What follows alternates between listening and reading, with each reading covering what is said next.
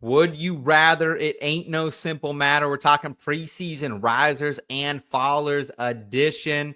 Let's start with which preseason riser at the running back position would you rather draft at cost? Jacory, Croskey-Merritt, running back for the Washington Commanders, currently up to RB37, 104 overall. Of course, we're using Fantasy Pros' new tool, the NFL real-time ADP tool. You can check that out over at fantasypros.com/NFL/real-time-ADP. Braelon Allen, running back for the New York Jets, RB43, starting to get some steam. It looks like everything we heard this offseason, this was going to be a split, is looking like a split, 125 overall. Jordan Mason continuing to build up steam. Looks like he might be in a true split with Aaron Jones after being acquired by the Vikings in the offseason. He's going RB30, 89 overall. And then Dylan Sampson, running back for the Cleveland Browns. Quinshon Judkins, charges were not filed. They were dropped. However, he has still not signed a deal with the Cleveland Browns right now. Dylan Sampson was working with the first team in the last preseason game, RB47, 141 overall. So, Eric, which preseason riser running back would you rather draft at cost out of this lot? I guess out of this lot at current cost, it's Dylan Sampson, but I arguably like him the least out of everyone. I think that it's likely to get worked out with Quinshon Judkins at some point. But a couple weeks of Dylan Sampson is valuable, and maybe he plays well enough to earn a larger role. It's really just the 141 overall price tag that draws me there. The player that I've been drafting the most of is Braelon Allen. Up until about 2 weeks ago, he was floating at a pretty similar price tag to that of Dylan Sampson, and it was always like head in hands. Explain it to me like I'm 5, right? Like Breece Hall's ADP is just plummeting week over week. Yes. And Braelon Allen's is just staying flat. I couldn't figure it out, but I was gobbling him up. I have a ton of him. And we've jumped the shark on Jacory, Croskey-Merritt, 8th or 7th round where he's going. It's way too high. What do you think, Steve? Are you buying the JCM, the Bill hype, if you would? Would you be taking a bite of that Apple RB37, or is there a different value you like here better? No, I'm going to take the Bill that's on Capitol Hill. I really like what he's doing. I liked what I saw out of him. You know what? I kind of have to go back to what I said about Cruz's team, because Braelon Allen, I called him I was like, I think that's actually, I liked Braelon Allen in college, so I think I'm just more of a Breece Hall stan than I am a Braelon Allen hater. Agreed. So I like Braelon Allen. I think he's a good talent, but give me Bill. I like that. I also love that he goes by Bill for no reason whatsoever. Like, it doesn't make any sense. Right, watch right. Little Bill growing up, and everyone's like, great.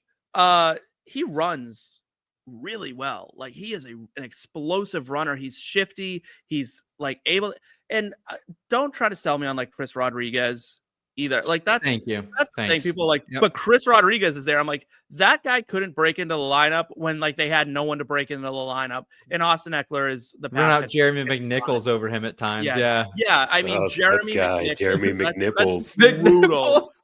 Like, that's just brutal. So yeah, give me Bill. I like him. I like that. And then Dylan Sampson. You better be right drafting him that high.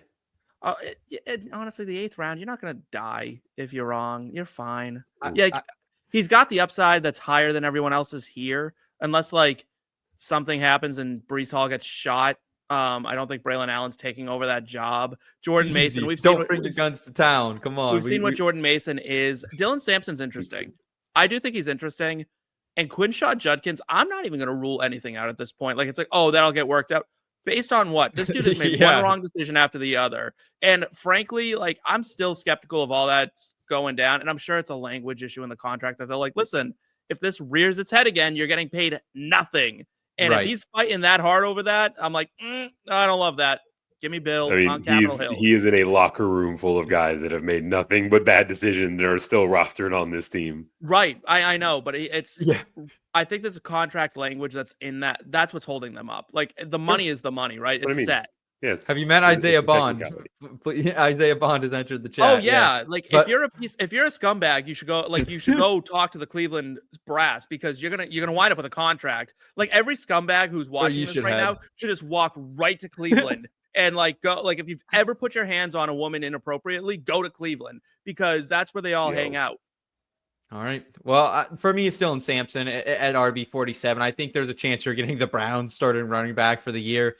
they've told us everything they wanted about Jerome Ford, whether it was last year putting Donta Foreman over him at times, whether it was this year drafting 2 running backs in the first 4 rounds.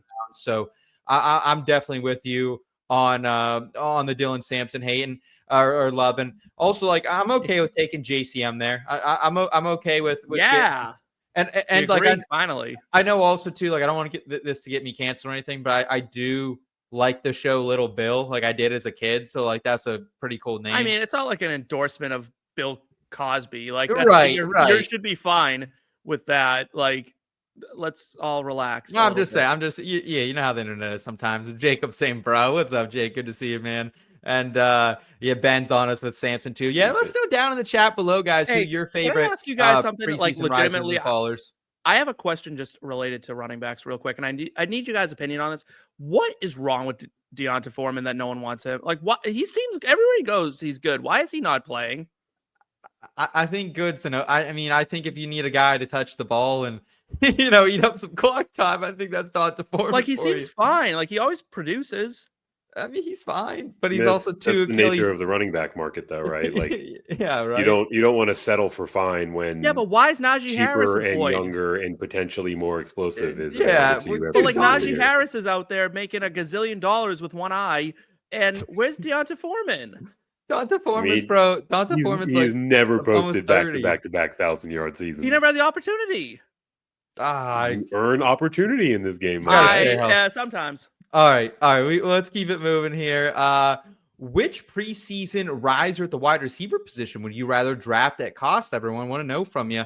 Emeka Egbuka, wide receiver for the Tampa Bay Buccaneers. Egbuka has just absolutely steamed up draft boards. Currently wide receiver 34, 76 overall. Matthew Golden, your guy Eric, wide receiver for the Green Bay Packers, wide receiver 41 right now, 88 overall, also going up draft boards. Keenan Allen, who enters the fray for the Los Angeles Chargers, wide receiver 55, 140 overall. And then Roman Wilson, who's going 266 overall, wide receiver 89, second-year wide receiver for the Pittsburgh Steelers. Getting a little buzz here late in training camp that he might be the wide receiver 2 for the Steelers, might be lining up in those 2 wide receiver sets over someone like Calvin Austin across from DK Metcalf. So, Eric, floor is back to you. Which preseason wide receiver riser would you rather draft to cost this season? I'll make the case for Roman Wilson. It's clearly Matthew Golden. If you've been watching for a while, thank you. We love you. We appreciate you. He was this close to being one of my flag plants for the earlier part of tonight's program. He will be the wide receiver 1 in Green Bay, and you can't find that type of skill set and opportunity anywhere near the 90th or 94th pick of your draft very often. So go get Matthew Golden. I'm over here cracking up because without fail, Seth will find a way to weave some Steelers propaganda into every single show that Roman Wilson should name another preseason riser wide receiver. There ain't a lot of them that we can. There's plenty of them. I mean, I could fire off 7 guys before I would even consider Roman Wilson. Give me. Ricky Pearsall. I just talked about Calvin Ricky Pearsall Ridley. as my as a must-have a couple weeks ago. I'm not. These are obvious. You said ones. A riser, and then you followed up riser Roman Wilson with overall 226. Most drafts don't go that deep. Like I rose from the dead to get on this list. That's the 80th free agent. Like that's how deep you. Just without fail, about you. Maybe you got to fly that Steelers flag every show. What a riser! It's like over all these dead people that he's like being ranked ahead of. Like it's like he's slightly ahead of Jerry Rice right now in fantasy rankings as it stands.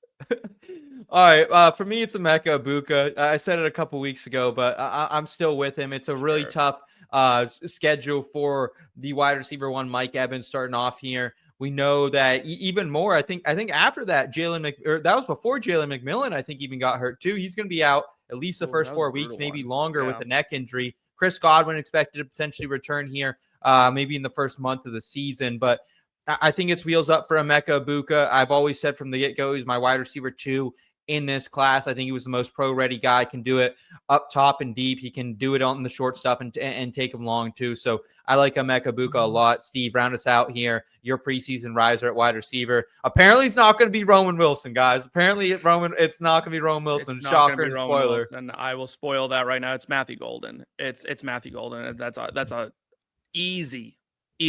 Like, miss me with the Keenan Allen propaganda at this point. Now, maybe it happens. How did either of these guys get on this list? Keenan Allen, maybe it happens. Maybe riser, dude. Maybe Justin Herbert's just like a ride or die guy. And he's just like, I'm going to feed Keenan Allen and Lad McConkey be damned. But Matthew Golden's the only guy on this list that I'm like, yeah, he has a wide receiver 1 upside. Like, he does. Someone has to, at some point, someone in Green Bay has to be like a viable starting wide receiver. I don't know what Jaden Reed did to Matt LaFleur. Personally, it's just the run blocking again. I think it's just the run blocking. You can't run block. That is an insane reason to bench a wide receiver for as much as he gets sat. Like, that's an insane thing to do. But I mean, look at their offense. I mean, that's their whole offense, right? I mean, they're running the ball all the time. I don't care. I actually think Jaden Reed. I'm going to be honest. Jaden Reed's like, I get the Jaden Reed frustration and hate, but I'm taking Jaden Reed where he's going. Wide receiver 47. I'm back in. On Jaden Reed. 47. Yeah, I'm all in on that. But yeah, his price is appropriate, but you've got such a type, Seth. Like, Jaden Reed is Khalil Shakir. He's a guy that's on the field for a third of plays. And but he's efficient as heck when he's out there. He should be on the field more. Yeah, and that's what I'm saying is he's crazy good. It just, I don't know. He must have called Matt LaFleur ugly or something. Like, because like he's getting that Malcolm Butler treatment in the Super Bowl. It's just bizarro land. But Matthew Golden, we covered him in a short that we put out just recently because it came off of this podcast. Eric, you hyped him up and you ran through all the reasons why he's great. Mm-hmm. He is everything you want in a wide receiver, and he's got that insane skill set that is hard to find, right? He is a pure, like, he is an insane speed. I was going to say he's a pure speedster. He's not. He's a really good route runner with elite speed. Yeah. That's rare. Ooh. That's rare. If you want to get gassed up, go watch that preseason week 3 game. His 39-yard catch. He had to adjust his body in the air to go back and get this terrible. That's the other thing. He's a crazy good catcher of the football. Like, he's a very natural catcher of the football too, which a lot of these really fast guys are like body catchers, and that's really concerning. He doesn't have the drop issues. He's not like a head case. He's not. By all accounts, the Packers found it, and like for the first time in my lifetime, they drafted a wide receiver in the first round. Like, Seth, you weren't even a concept the last time they did this. Like, I mean, this is insane. So, I mean, yeah, to the moon with Matthew Golden at this point. All right, let's round it out here. Which preseason faller would you rather draft at cost? We talked about Braelon Allen as a riser. Well, the other side of that, Breece Hall, running back for the New York Jets, now down at RB 1742 overall. This is a guy we are drafting without hesitancy in the back half of the 3rd round. Well, now he's a 4th round pick. Joe Mixon, running back for the Houston Texans. RB 31, that's going to drop even more, 90 overall. We got word he will miss the first 4 weeks, which I hate because I was drafting Nick Chubb everywhere, and now definitely not going to be getting him at as good of a cost. And then Rashee Rice, we talked about him when grading a squad earlier for someone, wide receiver of the Kansas City Chiefs. Suspension still up in the air. Not sure when and where we're going to get that. Wide receiver 25, right now 57 overall. And then Bhayshul Tuten, a guy that I was very high on. I called one of my sleepers of the year coming into the preseason. Didn't have a great preseason. We've heard so many mixed reports that different running backs were taking over with the ones. We've seen them all working with the starters at different times. But now we're hearing maybe Tank Bigsby could potentially be moved, but I'm not buying that. I think it will be a 3-headed committee here for the Jacksonville Jaguars. But RB 47 right now, 144 overall. Didn't supplant anyone like we maybe thought right off the go. So, Steve, which is your preseason riser that you would be drafting at cost, or preseason faller, excuse me? Well, I want to know first how Bhayshul Tuten got in with these kinds of names around him. Like, that's just a bizarro one for me. Like, he's in there with superstars, and you got like 6th round rookie Bhayshul Tuten. Fine. Is that a picture of Tank Bigsby? Actually, that's Tank Bigsby. Yeah. Kyle, what happened in the back end here? Once again, man, Google got you. The internet fooled you. Oh, no Kyle even. Didn't even turn the mic on. He's ashamed. Man. That's brutal. I'm taking Breece Hall. I'm just going to stick to point at hand. It's Breece Hall. It's always been Breece Hall. It will always be Breece Hall. As the infamous philosopher Thanos said, he is inevitable, and I believe in Breece Hall. I much like Joe Hendry of TNA fame. You say his name and he appears, and I believe in Breece Hall.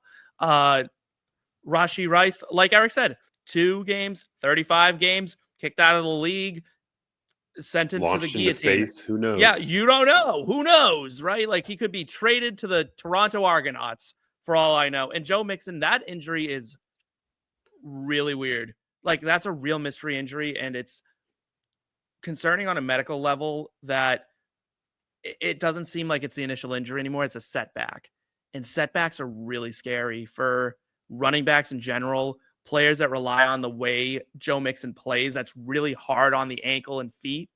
For him to have a setback, it appears, to a long-term injury like this could be something that shuts him down for the year. And I kind of flash back to CMC from last year when I warned everyone, listen, like Achilles tendonitis is not something to play with. You don't want to deal with that. It's a very, very, very difficult injury to play through.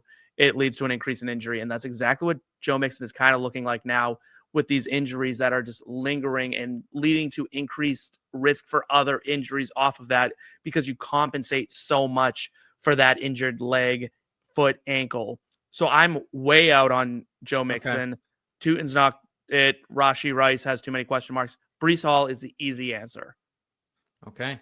For me, like, I'm starting to get worried about Breece Hall because it's not a talent situation. It's more the opportunity. So I'll still be taking Breece Hall likely if he falls to me like in the mid fourth round. So I'm fine with it. But give me Bhayshul Tuten here. I'm not going to back off of it. Like I have lowered him in my rankings. I had him as a top 36 running back. I now have him down in that RB4 category behind guys like Braelon Allen, Ollie Gordon. I moved ahead. So I am lower on Tuten than I was, but I still think there's a chance that we see someone like ETN potentially move to a running back needy team by midseason, that Tuten could be still this year's Bucky Irving. So sign me up for the fastest 40 at the combine at the running back position at RB47, 144 overall. Again, there's a long list of guys who've been really great with that achievement, whether it's Isaac Guerrero having some flash in the pan moments last year, whether it was Devon Achane the year before, or Isaiah Pacheco before that as well. So I'm still in on Bhayshul Tuten, or